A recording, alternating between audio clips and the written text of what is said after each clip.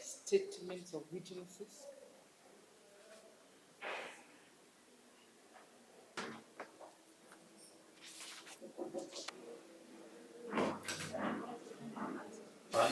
It is appropriate that the accused person undergoes the best at urgent treatment and also regular reviews this early stage of the injuries.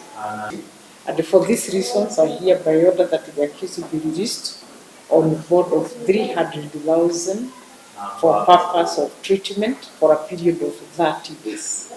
Considering that last week on 17th, she was not able to take plea because the judge was not around. However, today she was presented to court. We made an application for the accused person to be released on bail. And we had some medical notes from the doctor, where the doctor noted that she had some severe wounds in both her hands, and that one of the hands was almost falling off. We did implore upon the court to release the accused person on bond,